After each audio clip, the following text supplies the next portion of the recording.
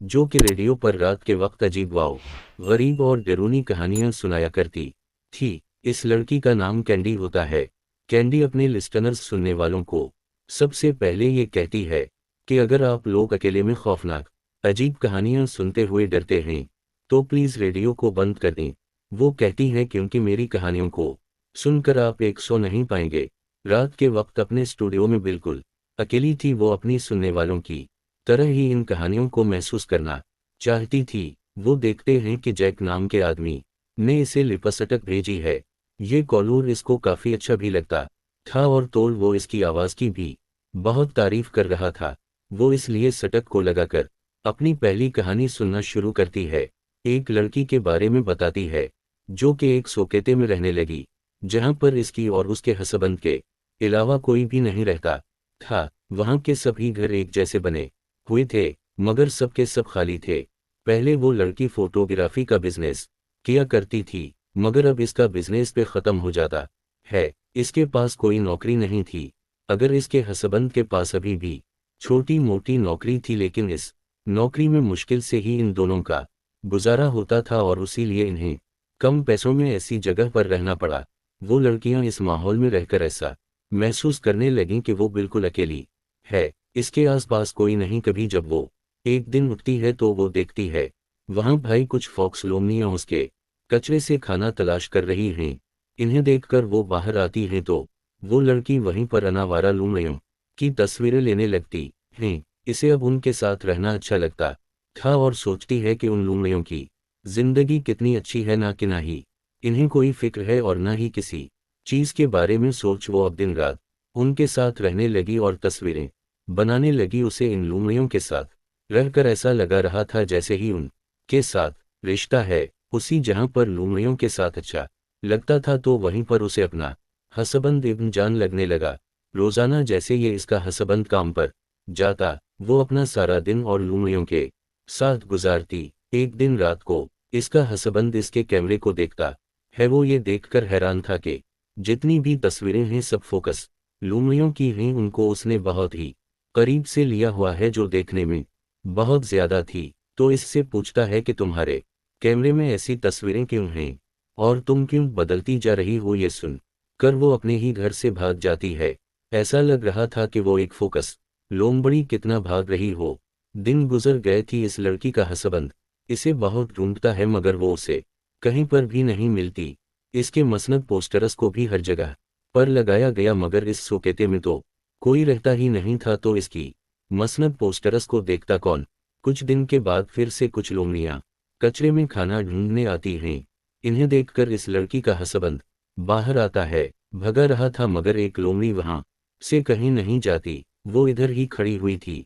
इस लड़की का हस्बैंड जब इसकी आंखों में रोशनी मारता है तो वो ये देख कर हैरान था कि इस लोमड़े की आंखें बिल्कुल उसकी बीवी जैसी हैं। कैंडी ये कहानी सुनाने के बाद अपने सुनने वालों को कहती है कि आपको क्या लगा, क्या वाकई वो लड़की लोमड़ी बन गई या फिर ये सिर्फ उसके हस्बैंड का ख्याल था। सुनाने के बाद कैंडी ब्रेक लेती है। ब्रेक के दौरान कैंडी के पास एक कॉल आई थी। वो आदमी कहता है कि मैं तुम्हें देख सकता हूं जब तुमने मेरी ही बीजी हुई लिपस्टिक लगाई। मेरा नाम जैक है। कुंडे पहले तो घबरा जाती है। इसे लगता है कि जैसे इसका कोई पीछा कर रहा हो मगर बाद में वो ये सोचने लगती हैं कि शायद इसका कोई कॉलर उसके साथ मजाक कर रहा है। वो जैक के कॉल को काट कर देती हैं। फिर कैरें एक दूसरी कहानी सुनाती है जो कि एक लड़के के बारे में थी।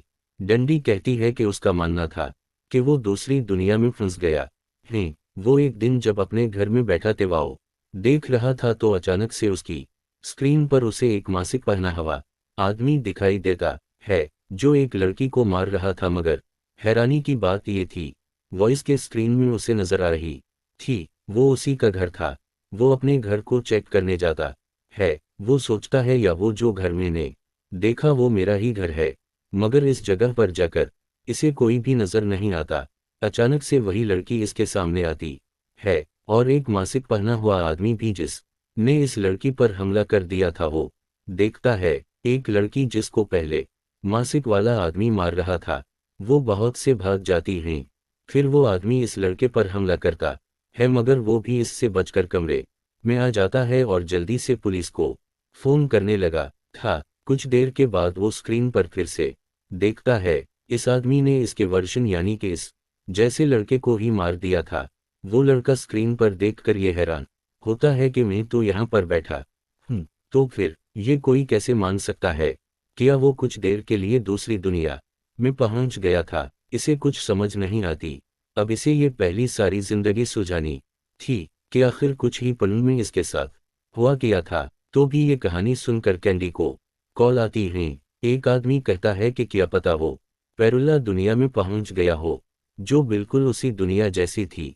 कैंडी जो भी एक दूसरी कहानी खत्म करती है तो अभी उसे दोबारा से जैक नाम के आदमी की कॉल आती है, जिसमें उसके लिए लिपस्टिक भी बेची थी। वो कैंडी को अपनी कहानी सुनता है, बताता है कि एक दिन मैंने बार में एक बहुत ही खूबसूरत और मशहूर लड़की को देखा। मुझे वो पसंद आ गई मगर उसने मेरा फायदा उठाया। इसने इस बार की सबसे मेरे पैसों से भी, जिसके बाद मेरा मजाक बनाकर अपने दोस्तों के साथ भाग गई। इसके लिए तो सिर्फ एक शराब थी पर मेरी इसमें 3 महीने की कमाई लग गई। गंडी उसकी कहानी सुनकर कहती है, ओ अच्छा तो इस दिन तुम थे वो, मतलब के जुग जिस लड़की के बारे में बात कर रहा था वो लड़की कन्नड़ ही थी। वो ये सारी बात सुनकर इससे माफी मांगती है, या नहीं, इतनी आसानी से मैं तुम्हें मुआफ नहीं कर सकता, अब तो तुम्हें इसकी सजा भुगतनी होगी।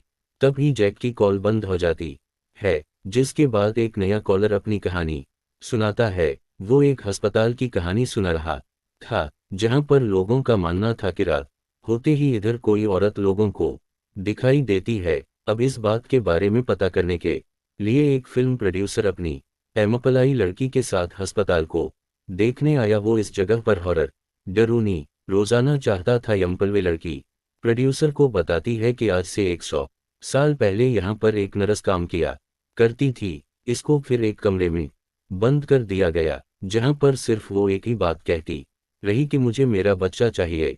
साथ साथ प्रोड्यूसर अपने मोबाइल में सब कुछ रिकॉर्ड कर रहा था। फिर जिसके बाद इस नजनी खिड़की के शीशे को तोड़कर खुद को मार लिया। ये दोनों बातें करते आगे बढ़ रही थी। वो दोनों इस बात को नोटिस करते हैं कि जैसे उनके पीछे किसी के चुनने की आहट हो, जैसे उनका कोई पीछा कर रहा है। ज्यादा ध्यान नहीं देते यम्पलवे लड़के प्रोड्यूसर को डिलीवरी रूम में लेकर जाती है, जहां पर वो उसे बताती है कि कहा जाता है यहाँ पर नर्स के बच्चे को पैदा होते ही मार दिया गया, क्योंकि डॉक्टर्स का ये कहना था कि वो बच्चा कोई शैतानी बच्चा था। को फर्श पर गिरी हुई उसी डॉक्टर की तस्वीर मिलती है, जिसे देखकर वो कहती है कि ये तस्वीर में जो डॉक्टर है वो तो मेरे दादाजी है। वो प्रोड्यूसर से कहती है ये कहानी सच भी हो सकती है, क्योंकि मेरे दादा ने कभी भी ऐसी कोई गलत काम नहीं किया। शायद इन्हें बाकी लगता हो कि वो कोई शैतान का बच्चा था। यम्पलवे लड़की है सारी कहानी प्रोड्यूसर को सुना रही थी कि तभी इधर इन्हें किसी बच्चे की रोने की आवाज सुनाई देती है। इन कमरे में कोई बच्चा कैसे रो सकता था। दोनों जब देखने भागते हैं तो सारे दरवाजे बंद हो चुके थीं। कभी एक औरत पीछे से प्रोड्यूसर पर हमला कर देती है। एमपलाई लड़की ये सब देखकर डर गई थी कि आखिर यहाँ पर कौन होगा जो ऐसा कर रहा है। वो डर से चलाती है कि प्लीज हमें घर जाने दो, कौन हो तुम, यहाँ से चली जाओ। दबी इस के सामने एक डॉल गुड़िया आती है। इस से अपने पीछे से आवाज भी आ रही थी कि मुझे मेरा बच्चा चाहिए। यम्पलवे लड़की समझ गई थी ये उसी नर्स की आत्मा है जो भी तक इस अस्पताल में भटक रही है, और लोगों का कहना बिल्कुल सच है। तब ही वो यहाँ से डरकर भागने लगी थी। रास्ते में वो देखती है इस नर्स की आत्मा ने प्रोड्यूसर को चढ़ा फाड़ कर के मार दिया था। ये देखकर तो वो यम्पले लड़की और ज्यादा डर गई थी। अब वो भागकर उसी जगह पर जाने लगती है इसको रखा गया था। इसके पीछे नर्स की आत्मा भी चलकर आ रही थी, जो बार बार सिर्फ यही कहती है कि मुझे मेरा बच्चा वापस दो। एमपलाई लड़की जिस कमरे में थी वो अचानक से बंद हो जाता है। कैंडी ये कहानी खत्म होने की बात कहती है कि आखिर आप लोगों को क्या लगता है नर्स की आत्मा ने इस लड़की के साथ किया होगा। तब एक कैंडी के पास जैक की कॉल दोबारा आती है। वो कहता है कि तुम्हारा वक्त अब पूरा हो गया है, सजा के लिए तैयार हो जाओ गे। एंड ये बात सुनकर बहुत ज्यादा डर गई थी। वो फौरन से पुलिस को कॉल करती है, मगर जैक अब इसके स्टूडियो के अंदर था, जिसके हाथ में शराब के बोतल और दूसरे हाथ में कुल्हाड़ी थी। कैंडी डर कर बाथरूम में जाकर खुद को बंद कर लेती है। भी इसके पीछे पीछे था। वो कहता है कैंडी तो मुझसे नहीं बच सकती, आज तो बदले की रात है। वो बाथरूम के बाहर खड़ा होकर कहता है कि तुम सब लोगों को कहानियां सुनाती हो ना, चलो आज मैं तुम्हें कहानी सुनाता हूँ। जैक कैंडी को दो बहनों की कहानी सुनाता है। वो बताता है कि वो दोनों डॉक्टर्स थीं और किसी दूसरे शहर में अपनी मोम से मिलने जा रही थी। इन्हें काफी रात हो जाती है, तो इसलिए रोककर रास्ते से एक बहन कुछ सामान लेने लगती है। मगर जब वो जाकर देखती है तो वो दुकान बनती तभी इस शो के पास एक गाड़ी आकर रुकती है। दूसरी बहन दूर खड़ी है, सब देख रही थी। इस गाड़ी में से एक आदमी बाहर आता है जो बहुत परेशान लग रहा था। वो इसकी बहन को गाड़ी में बैठाता है और यहाँ से कहीं ले जाने लगा था। दूसरी बहन की नज़र जब गाड़ी की पिछली सीट पर जाती है जो दूर खड़ी है सब कुछ देख रही थी, तो वो देखती है एक औरत खून में लथपथ है और मदद के लिए पुकार रही है। ये देखकर वो बहुत ज्यादा डर जाती है। फौरन से पुलिस को कॉल करती है, क्योंकि इसे लग रहा था कि वो आदमी इसकी बहन को अगवा कर ले जा रहा है और जो औरत इसकी पिछली सीट पर है इसे मारना चाहता है। वो गाड़ी में इस आदमी का पीछा करती है। इसका सारा ध्यान फोन पर था, उसीलिए इसकी गाड़ी पसंद जान आदमी से टकरा जाती है, जिससे इस आदमी की गाड़ी एक दरख्त पर जाकर लगी थी। इस दरख्त की टहनियां इसकी गाड़ी के आगे के शीशे को तोड़ देती हैं, जिस वजह से सभी इस गाड़ी में मर गए थे। जो वो इस गाड़ी का दरवाज़ा खोल कर देखती है, इसकी बहन के हाथ में छोटा सा बच्चा था जो कि रोई जा रहा था। यहाँ पर उसे समझ आती है कि इसने कितनी बड़ी गलती कर दी। वो आग भी कोई में पर नहीं था, बल्कि वो तो अपनी पेरेंट वाइफ को अस्पताल लेकर जा रहा था। इसने उसकी बहन से मदद मांगी, क्योंकि वो डॉक्टर थी और इसकी बहन भी अपनी मर्जी से उनके साथ गई थी। फिर जिसके बाद वो आदमी तेजी से अस्पताल की तरफ जाने लगा, मगर वो लड़की समझिए कि वो आदमी इसकी बहन और इस औरत को अगवा करके कहीं पर ले जा रहा है। इसने गलती से उनका एक कर दिया, जिसमें वो सारी फैमिली और साथ ही इसकी बहन भी मर गई। बचा था तो सिर्फ उनका बच्चा जीत चुकी है। कहानी कैंडी को बाथरूम के बाहर खड़ा सुना रहा था। वो कहता है कि ये सारी कहानी सच है जी। ऐसी इस लड़की ने बना कुछ सोचे समझे इस आदमी के बारे में गलत सोच बना ली, उसी तरह तुमने मेरे साथ किया। वो कहता है इस रात तुमने अपने दोस्तों के साथ मिलकर मेरा बहुत मजाक बनाया, मेरी इसमें 3 महीने की कमाई लग गई। अब वो उसे बाहर आने की वार्निंग देता है, कहता है कि अब तुमको दरवाजे खोल कर बाहर आओगी या मैं अंदर आ जाऊंगा। कल हार्डी से दरवाजे को तोड़ने लगा था। कैंडी जैक की बातों से बहुत ज्यादा डर गई थी, उसीलिए डर कर वो दरवाजा खोल देती है। जैक बाथरूम के अंदर चला गया था। कुछ देर के बाद कैंडी बाथरूम से अकेली बाहर आती है, बढ़ाकर अपने स्टूडियो में बैठ गई थी। इसका चेहरा खून से भरा हुआ था। वो यार आकर अपने लिस्टनर से कहती है कि आज आपको सबसे अजीब और खतरनाक कहानी सुनाने वाली हूँ। हम बाथरूम में देख पाते हैं जहाँ पर जैक की लाश पड़ी थी। कैंडी ने उसी की कुल्हाड़ी से उसके टुकड़े टुकड़े कर दिए थे। आखिर में कैंडी को देखा जाता है, जो कहती है कि ये नाइटमेयर रेडियो है, जहाँ पर और ना कहानियाँ कभी ख़त्म नहीं होंगी। और उसी के साथ हमारी इस फिल्म की कहानी भी यहीं पर ख़त्म हो जाती है।